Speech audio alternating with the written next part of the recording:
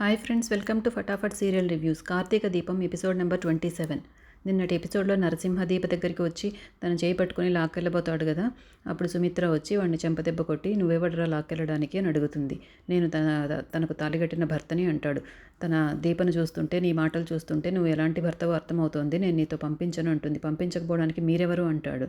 నేను దీప తల్లిని అని దీపను దగ్గరికి తీసుకొని గట్టిగా పట్టుకొని చెప్తుంది. ఏ రోజైతే తన కన్న తల్లిని పోగొట్టుకుందో అదే రోజు ఇంకొక తల్లి పుట్టిందిరా అనేసి నేనే తన కన్న తల్లిని అని గట్టిగా చెప్తుంది సుమిత్ర. సుమిత్ర చూపిస్తున్న ప్రేమకి దీప ఎంతో పొంగిపోతుంది ఆ సమయంలో. ఇప్పటి నుంచి దీప నా కూతురు, అడగడానికి ఎవరు లేరనే కదా నువ్వు ఇలా ప్రవర్తిస్తున్నావు. ఇంకొకసారి దీపను అసభ్యకరంగా మాట్లాడడం కానీ తనను బాధ పెట్టడం కానీ చేసావో ఊచలు లెక్క పెట్టిస్తాను అంటుంది. ఏంటి మీరు భయపడిస్తే నేను బెదిరిపోతాను అనుకుంటున్నారా? ఇవాళంటే మీరు ఇక్కడ ఉండి కాపాడారు, రేపెవరు కాపాడతారు అంటాడు. దీప నువ్వురా అంటాడు. నా ముందే దీపను బెదిరించడానికి ఎంత ధైర్యం రా నీకు? ముందు నువ్వు బయటికి నడువురా, బయటికి నడు అంటుంది.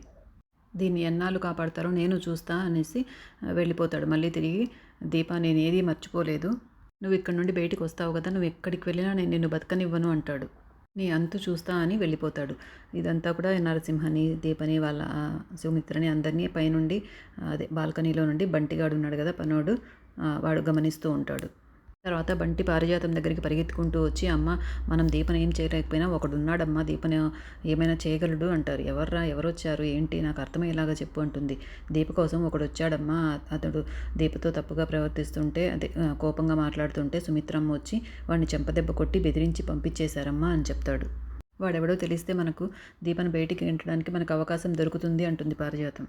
నువ్వు వాడిని చూసావు కదా, ఈ చుట్టుపక్కల వాడు ఎక్కడున్నాడో వెతికి కనిపెట్టు, వాడు దొరికాడంటే మనకు దీప కథ ఏంటో తెలుస్తుంది అంటుంది. తర్వాత దీప సుమిత్ర ఇంకేమైనా అడుగుతుందేమో భర్త గురించి అనేసి, నన్ను ఈ విషయం గురించి ఏమి అడగద్దండమ్మా అని ముందే చెప్పేస్తుంది. ఎందుకు అడగకూడదు? నువ్వు ఆ రోజు అమ్మా నాన్న గురించి మాత్రమే చెప్పావు, భర్త గురించి చెప్పలేదు. భర్త ఇలాంటి వాడు, నీ సంపాదన మీదే బతుకుతూ నిన్ను బాధ పెడుతున్నాడా, ఏ విషయమో నాకు తెలియాలి, తప్పకుండా చెప్పు అంటుంది. ముత్యాలమ్మగూడెం నుండి సిటీకి నువ్వు అసలు ఎందుకు వచ్చావు?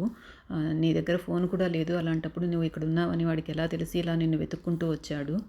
అసలు ఏం జరిగిందో చెప్పు, అసలు మాట్లాడు దీప, నువ్వు వీళ్ళు బొమ్మలా నిలబడితే నేను ఎలా అర్థం చేసుకోవాలి, నేను చదవలేను, మాట్లాడు దీప అంటుంది. నా గతాన్ని తెలుసుకొని ఎదుటి వాళ్ళు నా మీద జాలి చూపించడం నేను తట్టుకోలేనమ్మా అంటుంది దీప. కాసేపట్లో వెళ్ళిపోయేదాన్ని, నా కన్నీటిని మరో కంటికి పంచలేను అంటుంది. నువ్వు నన్ను అమ్మ అనుకోకపోయినా నేను నిన్ను కూతురుగా అనుకుంటున్నాను. కూతురి బాధని కన్న తల్లి కంటే ఎక్కువగా ఎవరు అర్థం చేసుకోలేరు.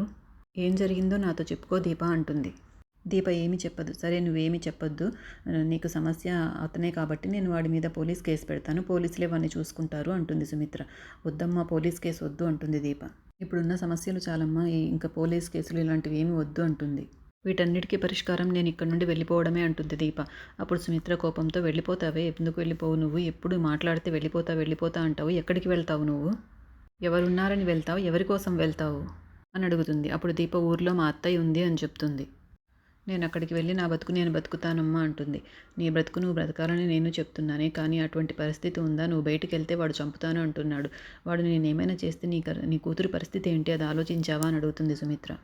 కోపం మనిషిని పశువుగా మారుస్తుంది దీప. నీ మీద కోపంతో నీ కూతుర్ని వాడు తీసుకెళ్తే ఏం చేస్తావు అంటుంది. జీవితంలో కష్టం వస్తే తలదాచుకోవడానికి పుట్టింటికే వచ్చాననుకో, ఈ అమ్మ నీకెప్పటికీ తోడుగా ఉంటుంది అంటుంది సుమిత్ర.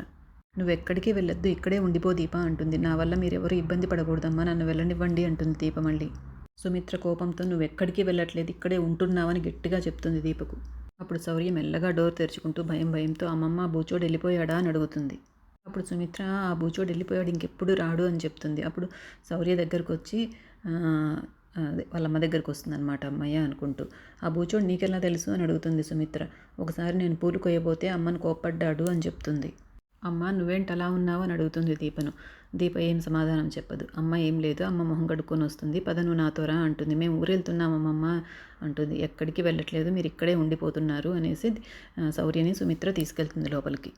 ఇప్పుడంటే వెళ్ళిపోయాడు, మళ్ళీ నాకు మీద కోపంతో మళ్ళీ వస్తే ఏం చేయాలని దీప ఆలోచిస్తూ అలాగే నిలబడిపోతుంది. తర్వాత జ్యోత్స్న బర్త్డే కోసం ఈవినింగ్ గ్రాండ్గా పార్టీ ఏర్పాటు చేస్తూ ఉంటారు. ఆ ఏర్పాట్ల హడావిడంతా జరుగుతూ ఉంటుంది.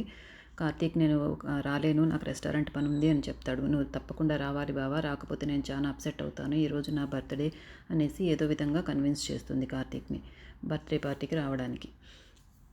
తర్వాత ఇంకా రేపటి ఎపిసోడ్లో బర్త్డే సెలబ్రేషన్స్ ఇంకా ఏమైనా దీపతో తను మాట్లాడతాడో ఏమో చూద్దాం. తను ఏదో గతం చెప్పుకోవాలనేసి కార్తీక్ చాలా వెయిట్ చేస్తున్నాడు. దీపకు జరిగింది చెప్పాలి అని. ఏం చెప్తాడో కమింగ్ ఎపిసోడ్స్లో తప్పకుండా మనకు తెలుస్తుంది. సో ఫటాఫట్ సీరియల్ రివ్యూస్ని తప్పకుండా సబ్స్క్రైబ్ చేసుకోండి ఫ్రెండ్స్. Thank you.